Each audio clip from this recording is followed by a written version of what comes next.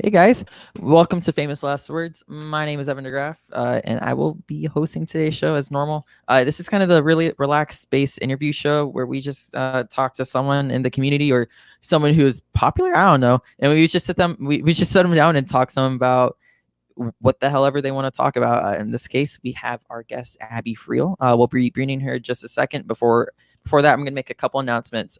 First, some really tragic news went along Craig's way today, and I recommend going over to either my Twitter or even Abby's Twitter. You can see the retweet. I recommend donating to the GoFundMe right now. And with that being said, on Friday we're also doing a brick watch along, where all the donations that come to us will be going straight back into the GoFundMe for Craig. A really sad time, but I just want to get that out of the way before we get into some happier things. And I want to plug this really fast. Myself and PJ Campbell, we're on the Tuned Up podcast with Michael K, talking all things animation and the news of animation and stuff. So I'm really excited for that.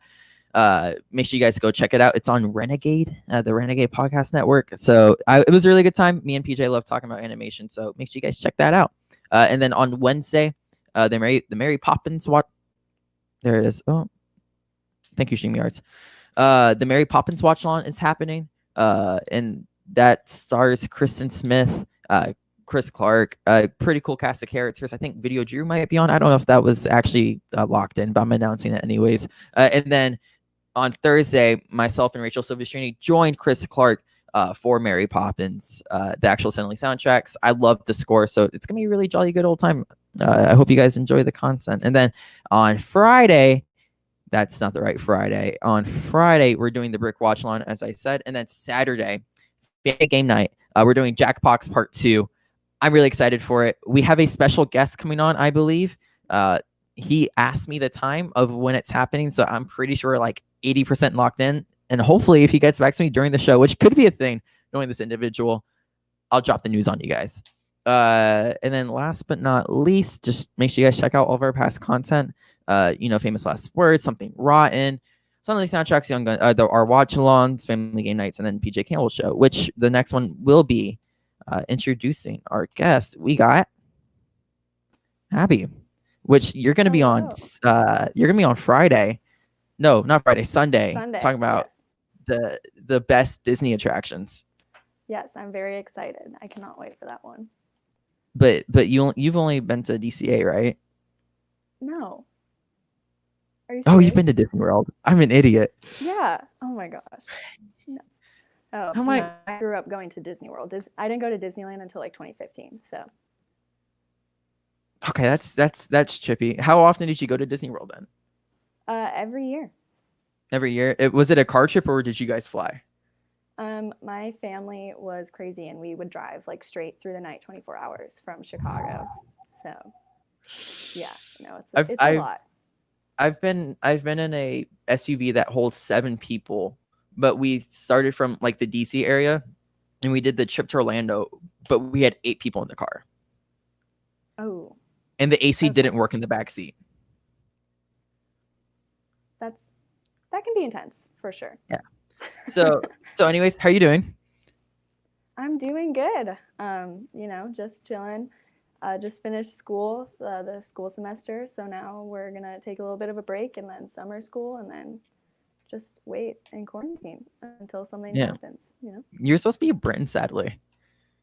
I know. I was supposed to leave this Saturday for London for a whole month and I was going to study there and go to like just all these cool places, and now I'm not going there, so I'm here. All right. So really quick, I want to just shout out a couple people on chat, some names we recognize. We have Sean Sullivan, Adelaide's in the chat, Dwayne Burke. Adelaide? Oh my God. My friend Danny, he's going to want that. Anyways, moving along, Fear says, that sounds highly uncomfortable. Yeah, being in a car with less seats than there are people is absolute hell. I don't recommend it. But so kind of, we talked about this already, but so that for the people that don't know, it's just kind of loose conversation. I don't know what we want to talk about yet. We have an idea. But I'm just going to get to the point. Why are you a Herbie Fully Loaded fan? And I want to know where this starts.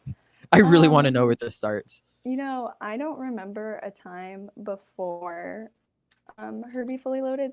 Specifically, I had the Love Bug VHS growing up, and just ever since then, it's literally been like the Love Bug and Herbie Fully Loaded, and the rest of the series, but those two specifically have just always been on repeat for me. And so like that's why we have this, and it's a personality trait for sure, but I love it like no other. So Okay, so which one's the first one in the series though? it's Love Bug. Love Bug is the first, and then Fully Loaded's the sequel. Yes, it's Love Bug, and Her- then Herbie Rides Again, and then Herbie Goes to Monte Carlo, and Herbie Goes Bananas, and then there's like a CBS show, and then there's like a made-for-TV movie, and then it's Herbie Fully Loaded. So your favorite is the sixth IP in the franchise. So I just want to make sure we get that right. Yes, it's like no, yes, it is. Okay, that's a personality trait if I've ever heard one. So I'm assuming we've talked about this. Your personality right now is DComs. Okay, that's like okay, so that's you say it's my personality right now, I'm not. but that has always been my personality. Right. But I'm saying that from what I've picked up over time, Okay. you know, DComs are a thing. So was that like also part of it's from before you could remember? Yes, it's definitely. So for me, I had this Disney princess like TV growing up, like in my room since I was like literally 3. Like it was literally like a framed Cinderella pink TV with a matching like DVD player and VHS player. Mhm. And so the only channels I was like, my parents like locked it, and I could only watch like Nickelodeon, Cartoon Network, and Disney Channel, and then I hacked it, and I could watch TLC, and I watched Johnny K plus 8, but that's a whole different thing. And that show has so much wrong with it. I know. I watched it growing up with my mom, and I really shouldn't have. Like that house is a mess.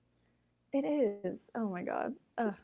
I miss those days. But yeah, no. So Disney Channel is like that was just all day every day playing in my room as I played. Like I would just play with my toys and like a lot of my Barbies and Disney princess toys and just watch Disney Channel all day. So Okay. that's where a lot of the love for the DComs come from. So then, you know, okay, this I don't, where do I go from this? Okay, so you love the DComs, and then fast forward, when do you think like you realize film is this shit, right? You're like, this is what I want to do. Because it took me a while. I'm curious like how fast you realize, oh, I love movies. Well, for me, it definitely was like a little bit of a journey because it started with my love for being online and being on YouTube and watching a lot of YouTube, and then connecting that to like it's like when I think about this, I think about how like it started with just watching YouTube, and then I thought about how much I just wanted to be at Disneyland all the time. And then I started watching like Disney YouTubers and like this whole thing, and then I started watching like different YouTube series about Disney and about theme parks, and then just Disney specifically, like Walt Disney Animated Studios. And then I started watching honest trailers because I was trying to find like I found the Lion King honest trailer, and then it like spiraled into like Screen Junkies, Schmoes Know, and then here we are. But like that, watching Collider Movie Talk and watching Screen Junkies and all like the cool shows that like I'm not going to say when they peaked, but like 2015, 2016, like that definitely, as I was trying to figure out what I wanted to study, was something that was defining for me, was being like, I love to talk about movies in the way that these people do, and I want to make the movies that they talk about. And so that's when I almost developed my love for film, because I was like, that's what I want to be doing. It didn't necessarily come from a place of like, I love movies. It just was like a bunch of stuff. So you mentioned YouTube, and you and I share, you love this person a lot more than I do, but David Dobrik. Yes. Oh my gosh. When did that start? Because I didn't find him until 2017, I think, and maybe even a little bit after that. Like, when did you discover Dobrik? So I followed him on Vine, and so that's old. That's Jurassic. And he's definitely like a living legend. I mean, he is a suburb kid, but he is from the Chicago area, and so he's definitely been like a hometown hero in a way. And so that's how I found him. And last summer, I got to meet him on my birthday, which was really insane and like iconic. But How did that happen? Because I've um, seen the picture. It yes, floats. he was doing he did a pop-up shop in downtown Chicago at the Water Tower place. And so I was coming back from a flight, and I literally drove like from Midway Airport, which is on the south side, all the way downtown, and then like I found him. So thanks, David Dobrik.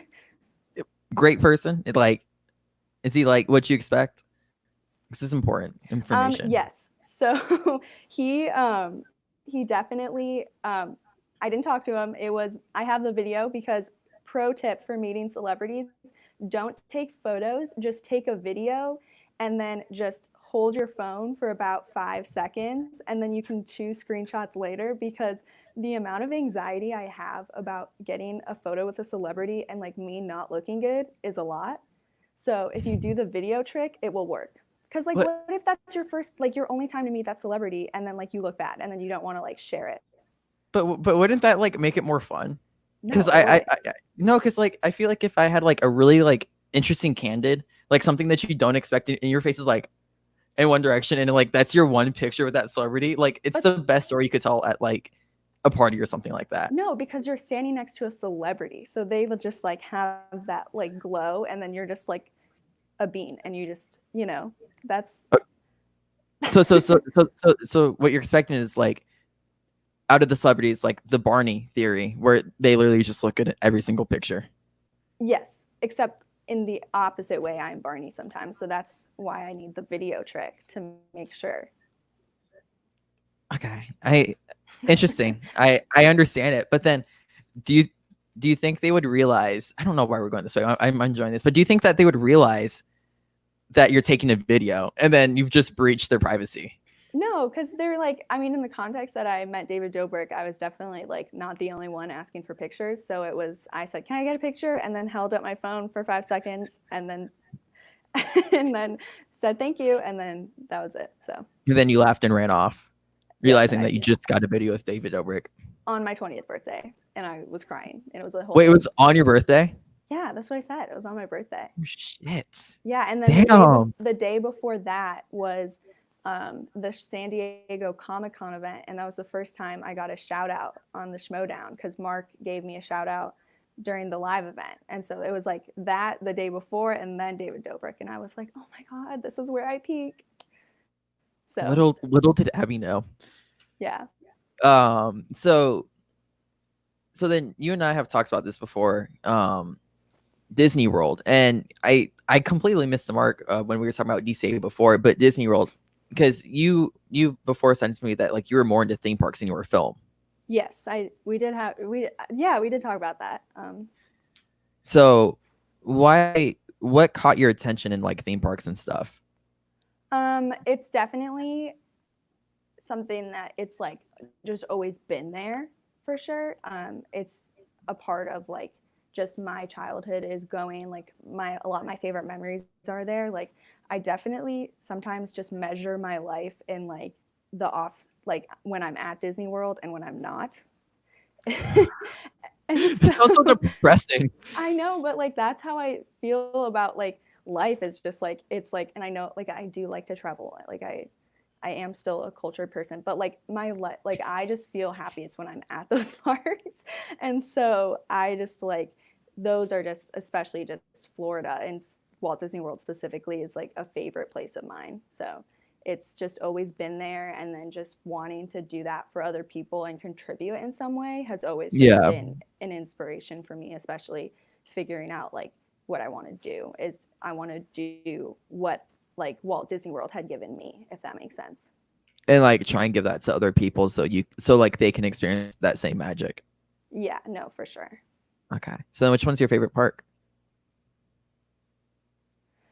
Whew. Oh my gosh. I definitely I can't, it's like choosing between children, but I have like a soft spot in my heart for the Disneyland park, but I do love Magic Kingdom in Florida because it has like my favorite ride, which is the People Mover in Tomorrowland. Like specifically that version of the People Mover is like, that's like my like that's my favorite ride, and I love Tomorrowland, and so like that is why I love Magic Kingdom the most. Didn't know I was interviewing Defunctland, but very good. So I'm gonna try and transition us out of here. So you you decide that you love movies, or that you want to love movies, right? Is that the better way to describe it?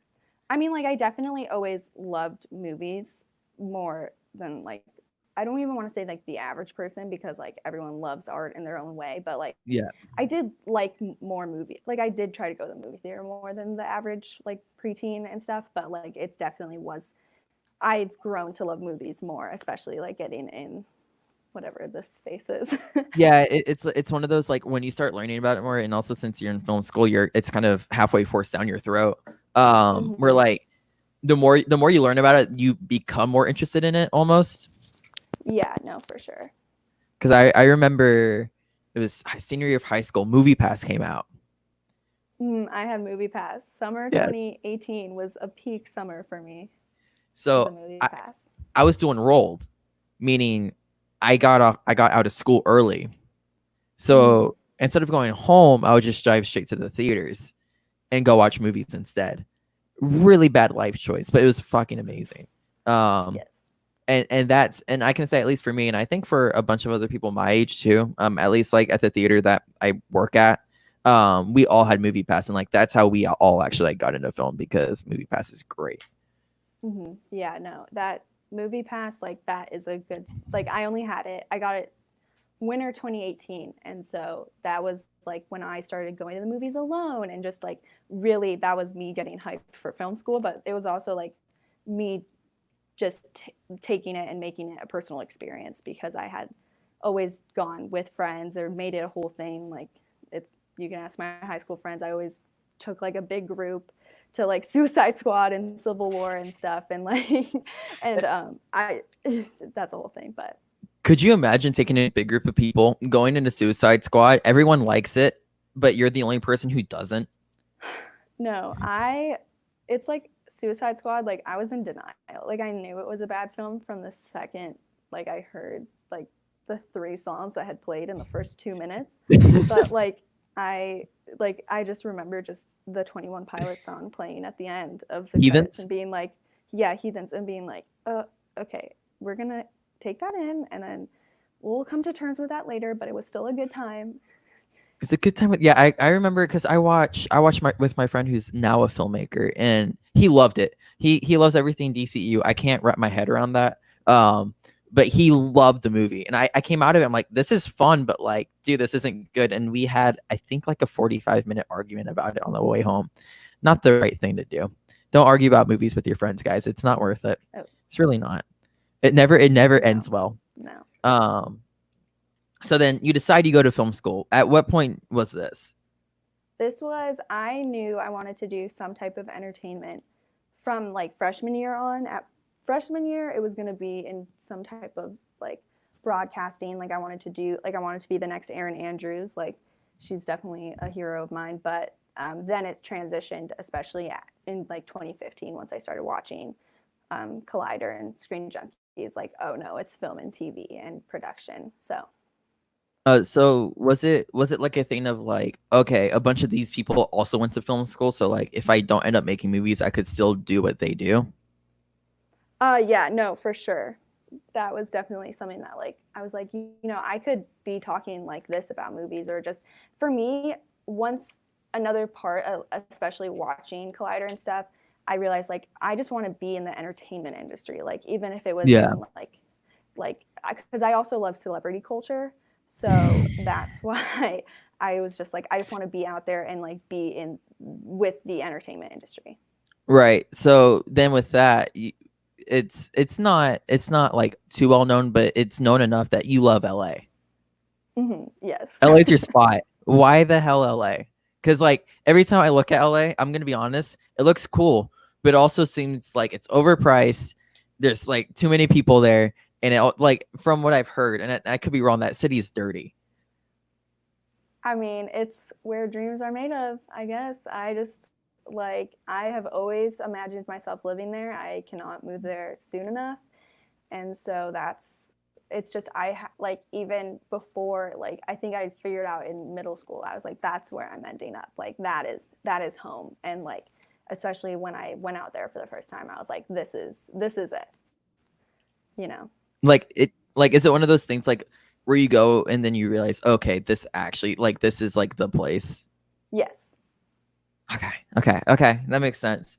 I want to get out there really bad, just because. Yeah, my Kay also said don't forget the traffic. I've heard nothing but horrid things. But I also grew up in the DC area, so like traffic doesn't faze me anymore.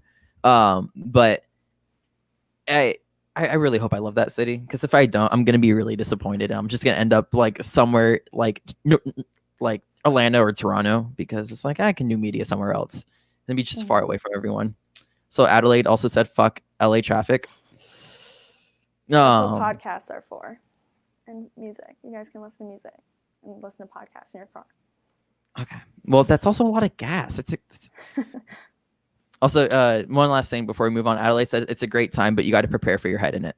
I get it. Okay, that's fair. Yeah. So you go to film school. Are you enjoying it so far? Yes. Like, serious question, because I know a lot of people that don't like film school. Yeah, no, I definitely love it. I didn't really like middle school and high school that much, and I was like I've fallen back in love with school, and so I love making and talking about movies and studying them, and becoming a bigger part of a project and watching people's ideas come to life. So that's my film school answer. Yeah, what's been your favorite class so far, or / professor? I mean, you obviously don't have to name drop, but like what have you enjoyed so far that's like, oh, this is great? Well, I originally thought that I wanted to be like a film historian. That was like my beginning phases of like I would like want to be like a professor almost or something. And so I took I also got a lot of my gen eds out of the way, and I take like 19 credits a semester, which is the max you can take. And so I took like a bunch of film studies where it's like a focus on a director or a genre. And so I definitely have fallen in love with those. I would say my favorite one of those is my Coen Brothers class that I took, but I also just finished this assistant directing class, because that's something that I have learned that I love, which is like assistant directing.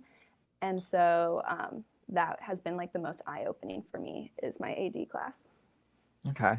And do you think that's like because you're happy being someone's right-hand man?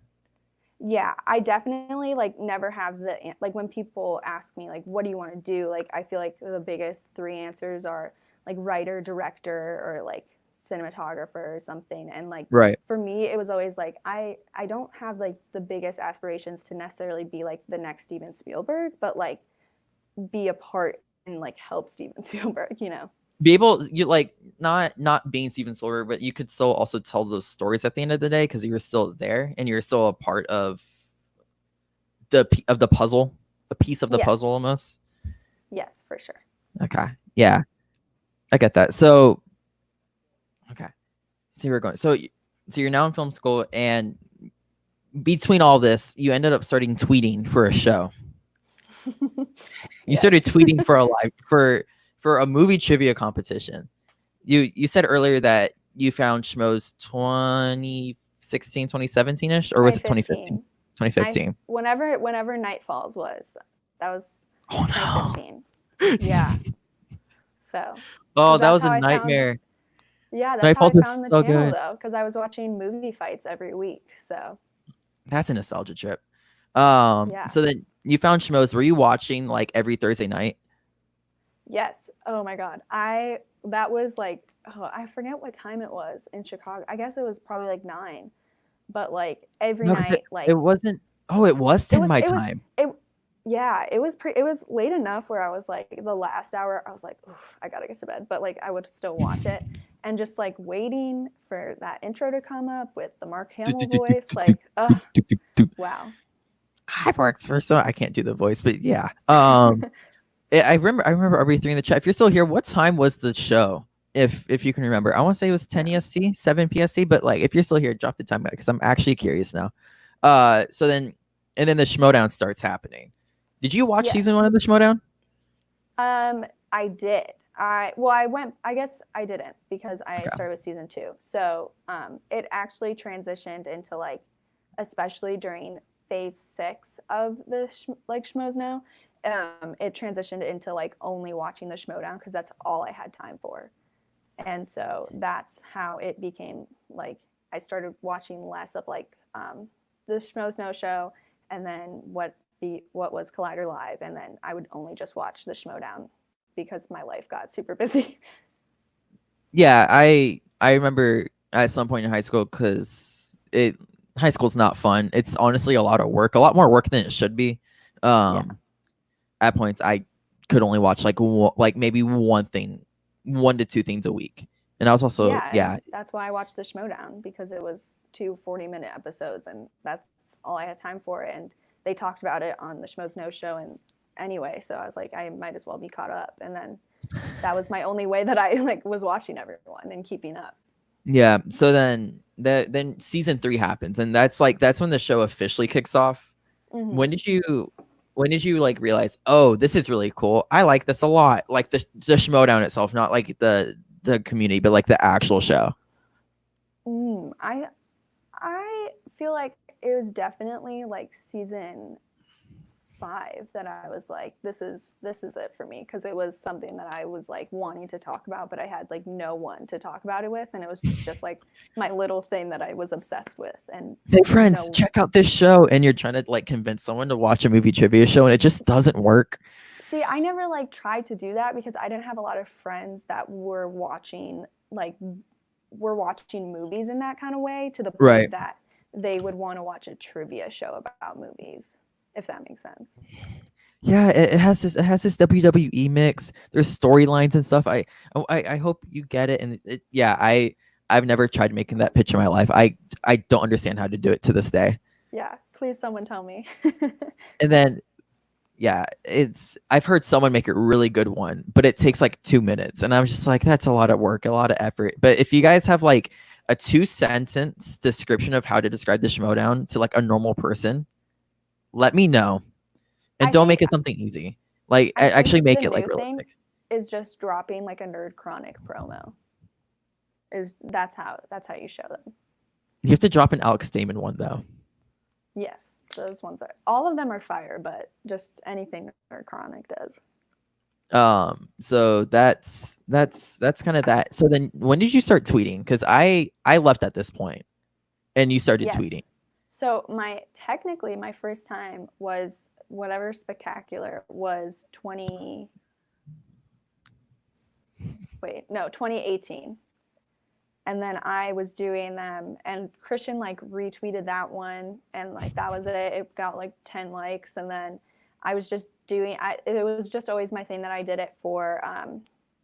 I did it for the Spectacular and Collision, and then I did a I did a Collision one, and then I started doing like live reaction videos in summer 2019. So that was when, like, once I started doing reaction videos, there was like, oh, that's the girl that does those stupid tweet things. So these threads that they do, yeah, they're really yes, cool, right? And then all of a sudden the retweets start coming in, and then people start following you. And was it just the other day that you ended up getting 1,000 followers? yes, I was trying to think. I had 300, but like at the beginning of last summer. So that means at least, I mean, I don't want to say 700, but I guess 700 have just because of everything I'm tweeting for sure. So it's All my not funny, because quirky tweets. yeah, your funny, quirky tweets. Did you know Black Panther is the best soundtrack of all time? Make sure Okay. you guys quote that. Not my words. So you're now you're now a part of the Schmoedown, and people started retweeting it and like doing things, and then you started getting your popularity, and then let's go like a couple of months before you got nominated. Did you know that like this was a real thing, that like, oh, people are actually like actively engaging in your Twitter shenanigans? I think I realized, like, I guess there was one like every once in a while Christian would comment on like one of my Facebook posts and be like, this is a reactor to keep an eye on, and I would be like, that's not a real comment, like that's, he didn't actually just say that. And Yeah. then like he tweeted, it was my collision thread, he was like, a new reactor to keep an eye on. And then like I guess like October, November, he like commented on one of my Facebook posts, like one of my favorite reactors, and I was like, oh my god. And so everyone last fall was telling me I was going to get nominated, and like you can, like Adelaide can attest to this, like I was always like, no, that's not happening, I don't see that, that's probably not going to happen. And so I was in denial literally until like the awards still. So And then, as we said at the top of the show, like the day before your 20th birthday, Ellis also called you out in San Diego. yes, he said like, oh my god, he was like, you know who like does really funny tweets, like, or something like that. And he was like, there was like a pause, and he's like, Abby Freel. And I remember just sitting there and being like, was that like that wasn't real, like. And then Christian was like, yeah, she's great. And I was like, oh no, this is the end. This isn't happening. This is the end game now. And I was like in the live chat too, and everyone was like, oh my god, that's that girl. Oh my god, it was too much. Were you in San Diego? Mm-mm. Okay. I was in Tennessee. I was at Grace's house watching it. Fun fact. Wow. So you got shouted out even though you weren't there. And so wow, that's impressive. Yeah, because I was live tweeting during it. So that's why. Was there a Schmoedown happening then? Was that it? Yeah. The Schmoedown, it was a live event. That's what I'm talking about. Yeah. For some reason, I was thinking that Sorry, they were doing an actual no. For some reason, I thought they're doing an actual Comic-Con panel. I don't know why. Yeah. And Adelaide was also saying, literally in that moment, I DM'd the C2A crew saying that they needed to have you on. Yeah, because then Dylan Camacho messaged me on the chat, or he asked me on the chat, like, yo, you gotta be on this call to action. And I was like, okay. And then I was so nervous for that one. But was that your first appearance outside of like your own shit? Yes, that was my first time, and I was so nervous, like so incredibly nervous. Was that call to action or chill to action? It was call to action because it was it was an episode recapping San Diego. And it was Dylan and Billy and Alex was there. And like, it was like, I was so overwhelmed because it was like so many people, and I was just like, I didn't know how to like speak up, and I was so nervous. Oh my God. But now it's just funny because I love them all. But just looking back. that's when you started making your big world tour. And then we're gonna flash forward. What was your first live event then? Was it the Chicago one? So my first live event was Chicago last April, but I hadn't like started anything. Like I hadn't, like besides my tweets, they hadn't really taken off in any type of way. And so I hadn't really, like, no one knew who I was. Like, me and Grace went, and then we left. Like, that was like, that was about it. Like, I like got my meet and greet tickets and like had pictures, but we didn't like hang out with anyone. Like, I remember seeing Dylan and Alex's Ben Bateman suit like outfits and thinking like, oh my God, like, wow, icons, but like not knowing who they were. And so just like, oh, they get it. And then also to that point, you were sitting, was it right next to Dwayne or like a seat over from Dwayne? I was sitting, it was me, Grace, one person, and then Dwayne. And oh my gosh, which is so funny to think about now. Yeah, considering well, being friends with Dwayne now, for those of you who don't know, listening back or whatever, Dwayne is one of the tech guys in the Schmoedown. He does a lot of the camera work for them. One of the best dudes you'll ever meet. Guy will make you laugh. He says a lot of out of pocket shit, but we love him to death. So Dwayne, wherever you are, I love you. And so then Dwayne said, "Look at us now." Exactly. It's a nightmare situation. And so then now we flash forward. We go to LA. You've been nominated. Actually, let's go back to the day you were nominated. How did you find out? What was the calling? Like, take me through that. Well, I was actually specifically right here because I was sitting on my couch, but now my room's different and I have my desk over here. And it was Christian just posted it on the Facebook page. Right. And I just remember scrolling I command F'd after show just to get straight to it. And then I saw Abigail Freel and I was like, it was just the same unreal. Like every time like I describe my experience with the show, it's always just like unreal because like I never expected like the show that I watched Thursday nights by myself in my room like to be associated with it and in any type of way is still just like insane to me. Right. And then then you get nominated, and then at this point you're in LA. Breaking news: Abby didn't went to Call to Action, who completely deserved it. Yes. Because they work their asses off. They do a lot of fucking content. I don't know how they do it. Yeah. But shout out to them. But you're there, and now everyone knows who you are. You're no longer just a tweeter. You're no longer sitting 4 seats away from Dwayne. You are like Abby Freel, the Schmoedown influencer. Walk me through what it's like, everyone knowing you, but you're now meeting everyone for the first time outside of a meet and greet, obviously. Well, specifically, I would say like that event was spectacular in December for me because that was the first time I like had gone now being a part of everything, and Christian was gracious enough and he gave me the VIP pass so that I could record a vlog of it, and so I met everyone like at the same time, like literally like it was that like big room and it was just all those competitors. So like just going from like booth to booth and having all like I was ready to say to everyone like, oh, my name, hey, like I'm Abby, and then everyone was like, oh no, I know who you are, and like somebody like Shannon specifically like came up and just gave me the biggest hug, and so did Rachel Cushing and Janine and Rachel Silverstreeny and like oh my gosh, just William Viviani, like literally everyone was just like, oh my gosh, like no, like don't, you're like just stop, and I was like, oh, like I was so shocked. So yes. And also Adelaide said Abby went from the girl who won a DVD on the Schmoes No Show to one of the biggest fan personalities.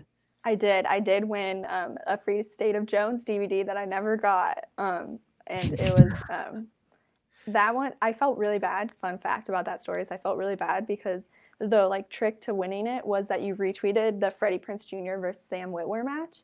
And I just retweeted it because I was like, oh, I don't think I'll win, but like I just wanted to retweet it because probably one of my favorite matches ever. Yeah, that was a good one. And and then I went to bed, so I didn't finish the rest of the show. So I didn't find out that I won, and so I woke up to a DM from the Schmoes No account that was like, hey, you won? Can you give us your address? And I was like, oh my god, they hate me, and then I never got it. So I want to say it was RB3 who was running the account then too. It was, I know Cobster was the one that chose me because my name at the time on my Twitter was Absters, and he was like, oh, Abster's a cool name. So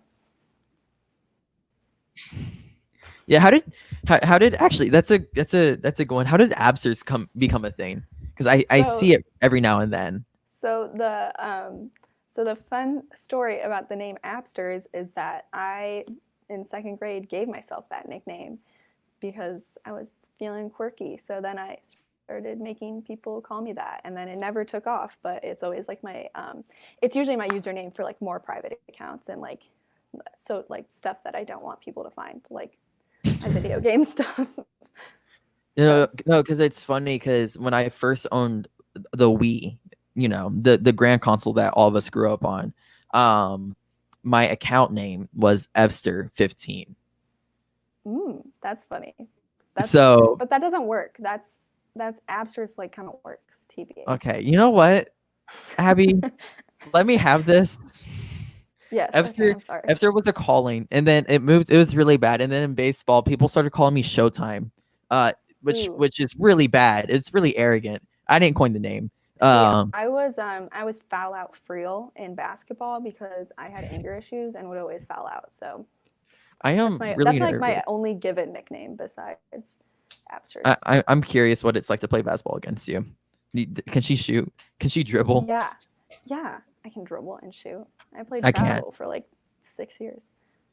Also, Tim said all of us grew up on the Wii. No, yes, that of course, Tim. You clearly did not grow up on the Wii. You are not our age. I'm gonna send you a meme because that. Anyways, yeah, as Adelaide said, some of us are fetuses. Correct. So No, then but we're not roasting Tim. This is not. We're not roasting Tim on my stream. he did it on my your stream. on my episode. Sorry. Okay, that's fair. He brought it upon himself. My friend Danny said he was a DS kid. I had the Game Boy, actually. I was a DS kid as well. I was a DS and a Wii, and I was specifically a Kinect girl. That was like my thing. So you played a lot of Just Dance you probably shouldn't have. I liked Just Dance. Okay. The actual underrated dance game is Dance Central 2. I mean, the whole Dance Central franchise, but specifically Dance Central 2. And I've never heard of Dance Central 2. I've heard of Dance Dance Revolution. I've heard of Just Dance. No. I've never heard of Dance Central. Dance Central is it's made by Ubisoft, and it was pretty much only on Kinect, but it's where it's at. Just Dance is for losers. What songs do they have on it?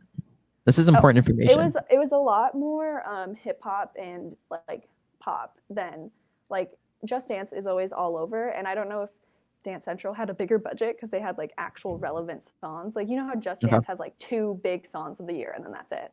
And then all of a sudden it's just like some really random like scattered songs you might have heard on the radio once. Dance Central was like all bops, like specifically all bops. So I'm okay. I'm gonna ranked on those. Like if you like, I'm not gonna give out my Xbox Live username, but like I am like ranked on all the songs. Like I have the highest scores in the world. Like I'm not even joking. Like it was an obsession of mine.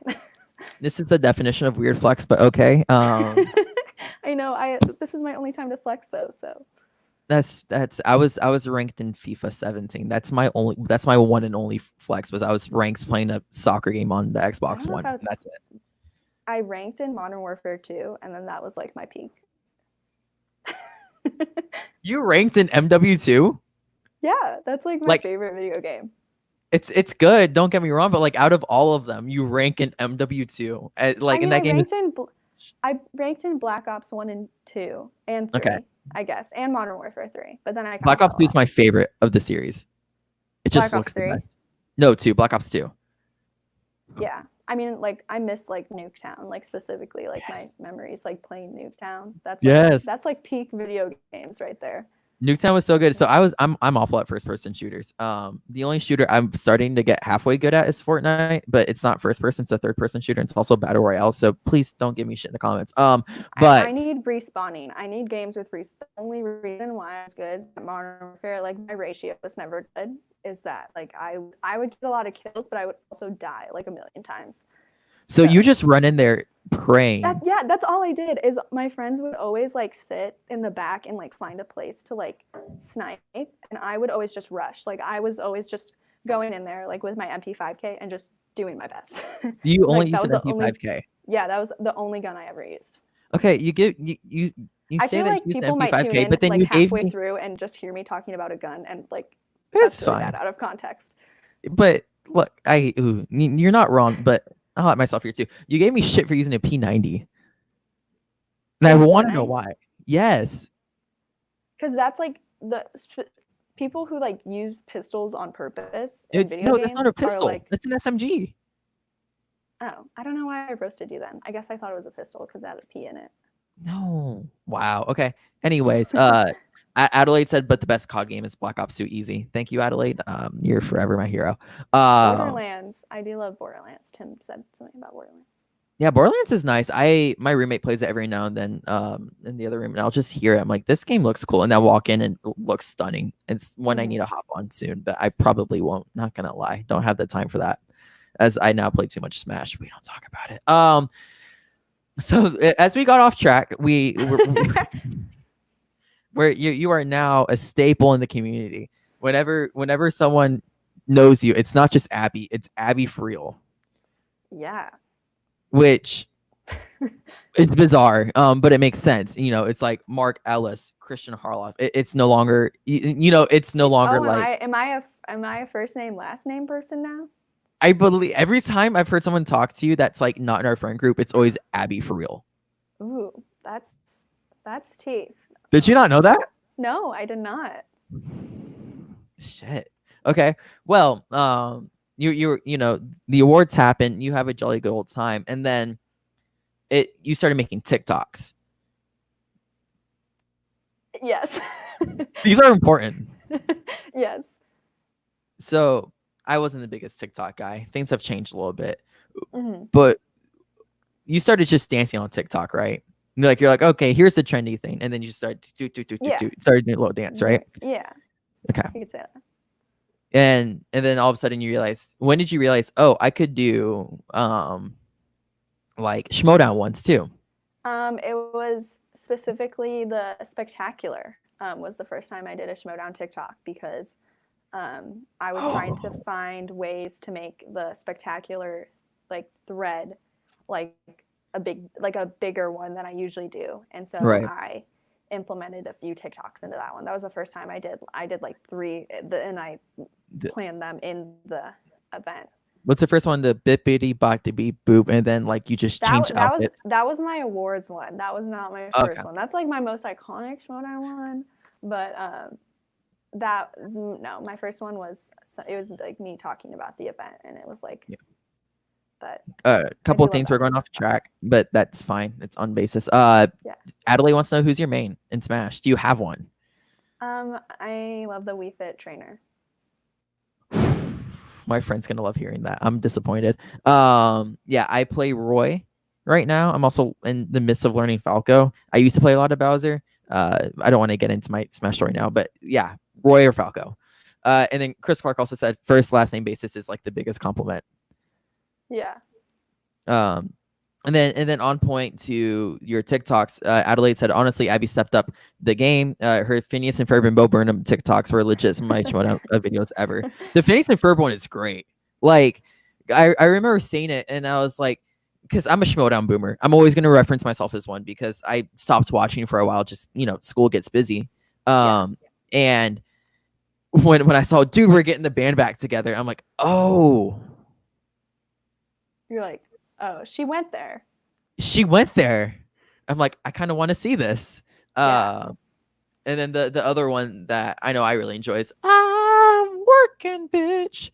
Oh yeah, that one. That one on TikTok specifically. That sound got taken down, so it's on mute now. But I still have like the original video.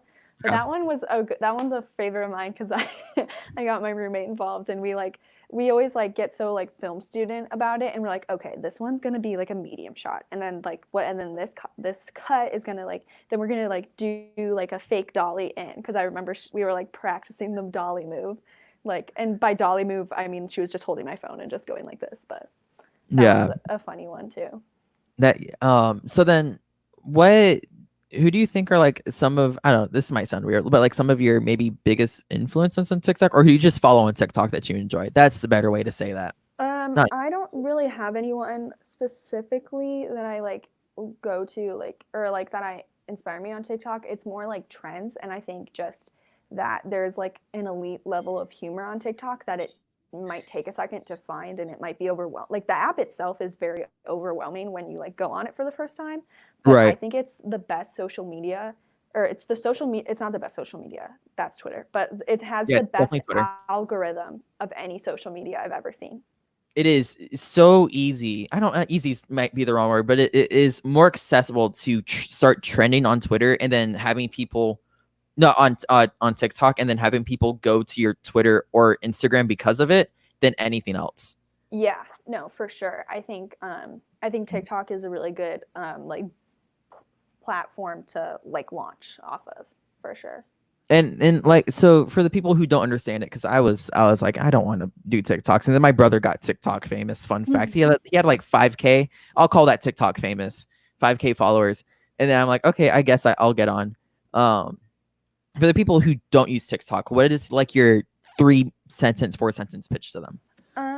It's short form videos that can range. Did you just say 3 words? No, sentence. You're good. Oh, 3 sentences. Okay. 3 words is too much. Yeah. Short form videos that appeal to whatever you're looking for on the internet. Whether that's dancing, like humor, like anything. Okay. Yeah, I personally like the humor ones. Those are the ones I keep going back to. Fandom is a big one. Like I have found a lot of like TikToks that appeal to the fandoms I'm in on TikTok. So there's someone who I follow on TikTok. Let me see if I can find him really quick. Who does they'll pull skits from like different comedy shows or different like just things in general, and she'll run them down as different houses in Harry Potter. Yes, for sure. I've seen those. That's so stuff like that is things I'm really into. If I can find it, I cannot find it right now because the way how TikTok set up is a little weird, but just like, and it's really easy to get like deep into it because you'll just start scrolling on your phone for hours. Yeah, it's definitely made for like, they know that now we have shorter attention spans, and it's so easy to just keep going, and just stay on the app. I think it does a really good job of that. So I think we're gonna actually get closer to rounding out the show. But first things first, guys. If you guys have any questions for Abby herself, just drop them in there. We already answered the Smash Memes one. Adelaide said Incineroar and Little Mac for memes. That is fair. But if you guys have any questions for Abby, feel free to drop them down. Now's the time to retweet the link for other people if they want to answer questions. And then on top of that, Abby, you've been stressing about this. No, don't ask me. Please don't ask me. Do you have something? No, I really don't. I don't think I do. It's like the segment of the show. I know. But like, I don't know. Oh, she froze. Or did I freeze? Frozen? I think she froze. I'm frozen? Am I frozen? Yeah, you're good now. You see me? Okay. I don't know what my famous last words are. And I didn't know if I can't think of a story because I really don't have like that many regrets in my life where it's like, oh, this was like a bad thing that happened. And right, but like this is what I said before it. I'm glad we're having this conversation on air because it was privately debated amongst the channel really harshly last night, and so I want to be able to like clear this all up because why not? Everything's better on air. My idea is I didn't like going to EDM concerts because I've never been to one. I was scared, right? Yeah. I think I said this one to you already, but it was my friend's birthday, which means I have to do whatever he wants. The show was $30 to go to see Steve Aoki. And if you know anything about Steve Aoki, he's the guy who makes the song that goes da da da da da da da da da da da. He makes that one, Delirious. Don't laugh. So he goes, "You're going." I'm like, "I don't have the money for it." He goes, "You're still going." I'm like, "How? I'll pay for you." I'm like, I guess so. And then he goes, "So you're all in?" I'm like, "Yeah, I guess we're going to see Aoki on a Saturday night." Those would be my famous last words. I still enjoyed the concert to the surprise of myself. I'd never expected like myself to enjoy, going to see Aoki, but like, that's the case. So like in that case, that's what that means. Right. That's what famous last words. I think that needs to be, because Robert and Vanessa told me that you didn't tell them what to do and they got flustered on camera. So they did a good job though. Like theirs was great. It was like inspirational. I took those words to heart. Oh my gosh. Then here, let me read this. If you have like something that you live by almost, or something that like you walk around, or like you want somebody to know this about you, what would it be then? Well, I have like a basic answer of just like something that I always live by is just like keep moving forward. But that's like my basic Walt Disney Meet the Robinsons quote that I go by, and like that also goes with like my ideals for Tomorrowland and like why I love Tomorrowland. But is it bad when you say keep moving forward? I think about the Kids See Ghosts song. No, because Kids See Ghosts is a good album. Okay. But I hope people quote that forever. Thank you. Because it's actually a great record. Yeah. So other than that, because we talked about Tomorrowland already, do you have like anything else to be like Abby Freel is like connected to this, or like, Yeah. Wow, this is great content for you because I don't really like. I don't know. I have like, I really don't have like this is like giving me anxiety like my senior quote did. Because I could not figure out my senior quote, and it ended up being a Walt Disney quote where it was like, oh God, what was it? It was like, it's his quote, and he talks about like, why be governor when you can be king of Disneyland? And that's what I said in my senior quote at my all-girls school was why be governor when you can be king of Disneyland? But that means you're breaking barriers. Yeah. When you're leaving. You were like you know. raining it down. Why be governor? You know what? We'll take those. Those are some Yeah, good that's famous last words. maybe I'll just copy my senior quote. Also, Dwayne says he knows what his famous last words would be. That frightens me so much. So why did you then choose that for your senior quote? I chose it because it definitely represented where I was in life, because I was very much struggling with what people, senior year especially now is so much pressure and a lot of expectations, and I was grateful to have a family that didn't make me go to like med school to be a doctor, or like go to this Right. specific school because they wanted me to. So I was and I've always been able to do what I wanted to do. So that is what that kind of connects to. Oh, that's the wrong place. So, and I do senior year of high school is always weird. We have a little bit more time, so I kind of want to like jump maybe into this if that's okay. Oh yeah, I'm free. I'm not doing anything, so You're not doing anything? Okay. I can hang. You can hang? Yeah. So senior year of high school is weird for me, at least, because I left theater because I was like, screw you. You're not letting me be a stage manager after all my friends were. I'm not dealing with this. And I did yearbook.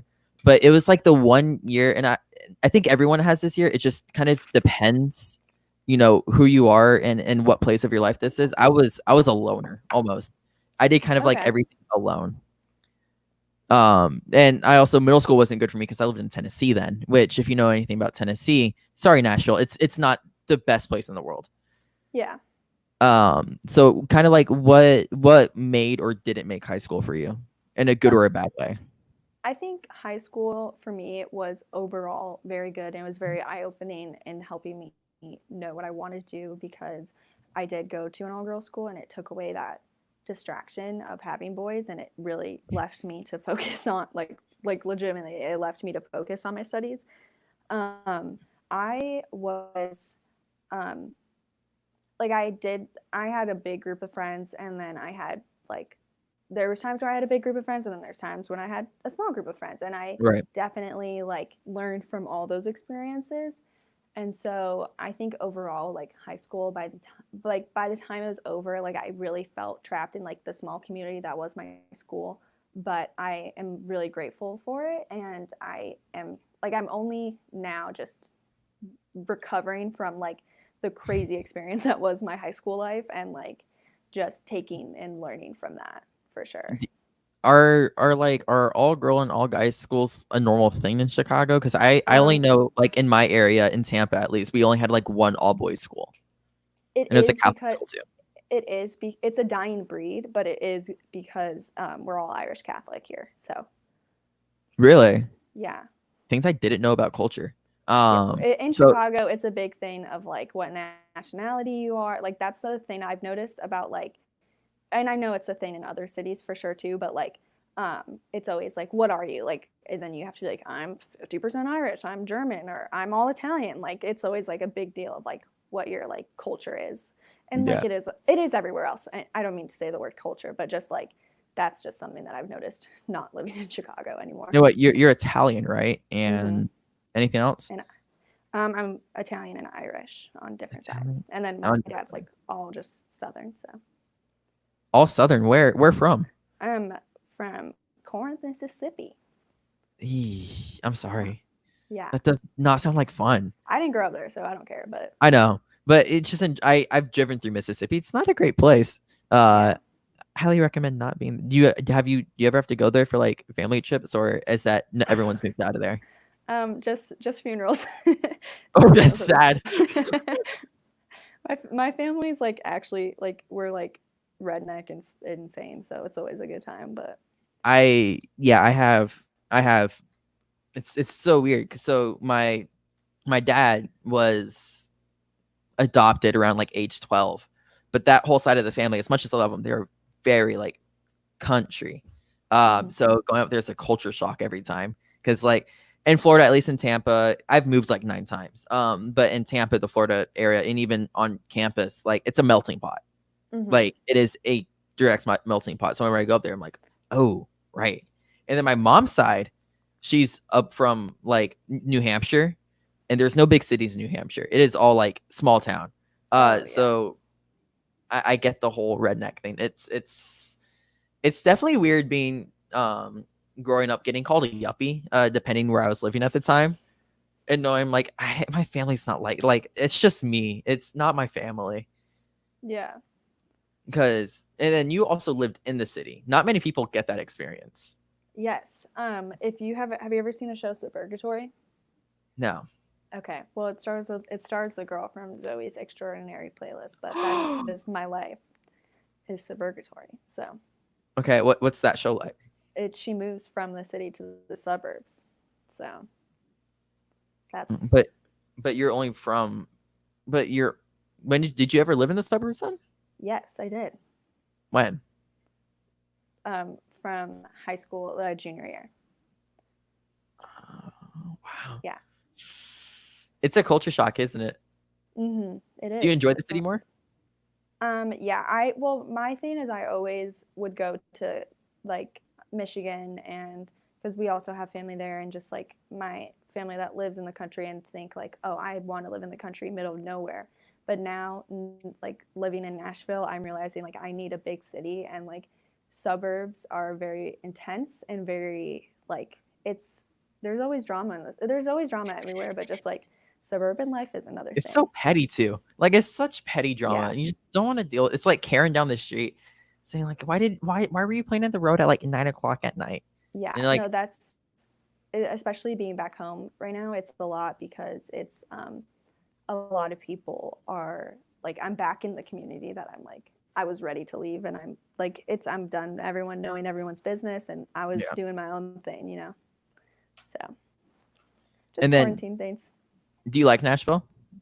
I do. I love Nashville. It's like my perfect blend of city and country that I've always like kind of wanted, because I do have like a love for like the country and just like country vibes, but Wait, do you like country music? I do. I want to have this conversation with you because you're one of the only few people who I know that actually enjoys country music. Yeah. I went to a Brad Paisley concert at Wrigley Field in Chicago, and changed my life, and I've been a country fan ever since. And now What I'm year like was that? obsessed. 2013. So it took you all So the way until 7th grade. 2015 to like country music? Yeah, I mean, well, something to know about me is that I am very selective in the music that I listen to. Like, it takes a Right. lot for me to listen to new artists and like new stuff. And so if you look at my Spotify playlist, it's definitely like I was just saying this the other day. It's funny to me that like 10 years ago, I was listening to Taylor Swift, Selena Gomez, Demi Lovato, Jonas Brothers, Miley Cyrus, and that's still my main like artist now. Right. And Well, so I can attest to that because I listen to like the 5 same white dad bands I listen to. I listen to like probably the same 7 or 8 hip hop artists, the same like 6 classic rock artists, and like the same 2 or 3 90s bands, grunge specifically. You're so cultured. I'm not cultured. Don't say that. I don't want that on air. Having people believe I'm cultured and they come to me for advice and be like, I don't know what you're talking about. Or having them test my culturedness. I'm like, no, don't go there. And also Dwayne says he likes country music, but that's not surprising knowing where you work. So sorry, Dwayne.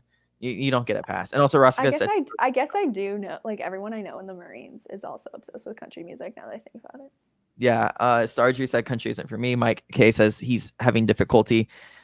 Shoot me a DM, K. I have some recs for you. And then Roscoe said, I swore Evan only listened to Kanye. That's an at. So, okay, I'm gonna expose myself, but Life of Pablo is one of my favorite albums that like defined my high school experience. Like specifically 2016. Like that album means a lot. The Life of Pablo is the only reason why I listen to hip hop. Okay. Because my friend. I guess. Go. No, you can go. No, you go. No, I guess I got into it with Nicki Minaj, but I don't know if you like. I also like am not like I'm not smart enough to say like that's hip hop. So or like anything. That's like how was I it the got. Monsterverse or was it just Minaj in general? No, it was. She came out with this song that had Mariah Carey on it because I used to always download the free songs of the week on iTunes, Right. and that was one of the first times I listened to her. And I can't remember the name of the song now, but that's how I found Justin Bieber and like all these other people. But that's another story. So you found a lot of your music through Nicki Minaj. Yeah, there's a lot to break down. Anyways, yeah. So like, no, for the life of Pablo, I had a friend who was trying to shove it down my throat because he's like, you're gonna like this, and it took like 3 weeks of him picking me up from school every single day and blasting it in the car for me to finally be, yeah, this is finally good. Because I was like, hip hop isn't for me. I get it. It's good music, but like, I'll never be able to listen to it. I was that guy. I was that white kid. You were. But and then I think it was a song that flipped me was No More Parties in LA. Okay. See, my favorite on that album is Waves. That's not famous? No, another thing too is I have to back, like, I have a very deep-rooted issue now because I stan Taylor Swift. I know. And I can't publicly support both, and so I will always appreciate everything Kanye West did for me in 2016, but I can't like I do stand with Taylor, so you know. She's a Swiftie. It's okay. No one find my fan account, please. That's a mission and a half. So I think that's gonna halfway wrap it up. We've talked about a lot. It's kind of a good time, to be honest. It was good trying to like kind of a good time. Excuse me, Abby. That's a no, it was a good time. I had a really good time. Okay. That's just something I say in general. Excuse me. Well, don't say that to your guests, that it was kind of a good time. See, we're learning on air. We learned about the segment. We learned what to say and what not to say. This is growth. Yeah, character development. Just for me though. Abby's perfect, so untouchable. Yeah. Anyways, do you have anything else to say before we pop off other than calling me out for my misuse of words? I don't know. I just I'm really grateful every day for this community. It's definitely something that I couldn't have imagined even a year ago.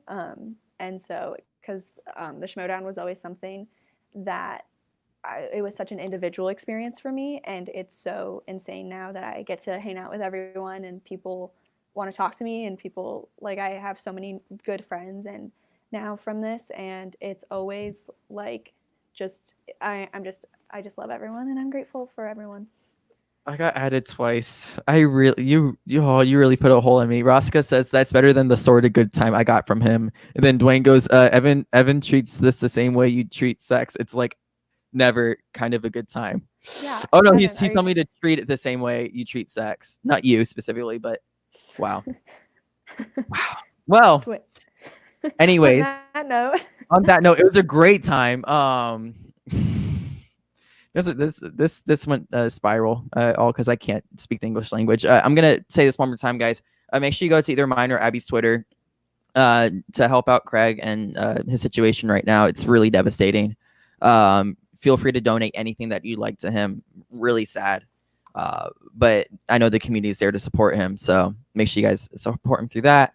We are along with that, we're doing a brick watch along on Friday. All the Streamlabs that we get from that night will go directly to Craig, and making sure that everything that's happening gets covered.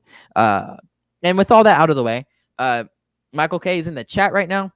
Myself and PJ Campbell, we're on his Tuned Up podcast with the Willoughbys. That's a movie that they covered, and we also talked about a lot of like animation news and stuff. It was a good time. Along with that, a great time. Along with that, we did the Mary Poppins. We're doing a Mary Poppins watch along tomorrow. Chris Clark is having a few people on. There's some guests that should be ready to go. And then also myself and Rachel Silvestrini join Chris Clark April 30th to do a Suddenly Soundtracks of Mary Poppins, which is my favorite Disney musical because it's fucking amazing. And then check out some of our past content, to be honest. Famous Last Words with Late to the Party last week. Something Rotten, where Frank and PJ go over a Rotten Tomatoes movie. Suddenly Soundtracks, the Rocky Horror Picture Show with William Bibiani and Whitney Seibold. The infamous Young Guns 2 watch along with Mark Ellis. That was amazing. Tim Franco and Tom Dagnino doing Cards Against Humanity Part 2 with us. That was a really good time. And then myself, Jacob London, Jordan, PJ Campbell talking about COVID-19 versus the movie industry. So, Abby, I'm sure they probably already follow you, but where can they find you online? You guys can follow me at Abigail Freel everywhere. And then I have a YouTube channel, Abigail Freel. I used to do a lot of Schmoedown stuff. I filmed a Schmoedown video that there's footage of me crying talking about the Schmoedown. So I don't know if I'm gonna upload it, but maybe this week sometime. So Yeah, and you guys can find me at DeGraff Live on Twitter. It was right there, but I took off the overlay. And that's kind of about it. I was gonna post a video of me playing Love and Memories, but I gotta see if I can figure that out. I think you should just put up the portrait of you and Mark again. Why would I don't you? know if you know how to do that, but I think you should just that should On just Twitter? be on every episode. No, on every episode, just me and Mark, and I just speak into a blank canvas for famous last words. Yeah, What do you like I'm mean? talking about the one with like the biblical Yeah, painting, whatever it's called. yeah, that's awful. I hate looking at that. It's like, it's that's I think like it's something the world needs to see. I don't think I can do that. It's a lot of pressure, Abby. I'm not doing that. But if you guys do want to see that, check out the watch-alongs. And Chris Clark put myself and Mark Ellis looking at each other in the most Sicilian fashion possible. So with that, that's going to end the show. Thank you so much, Abby, for joining. It was an excellent time. I hope to have you back on again. It was jolly, jolly, jolly. And see you guys later. Peace. Cool. We're still live and now it's just on me. Is that what we're doing? Okay.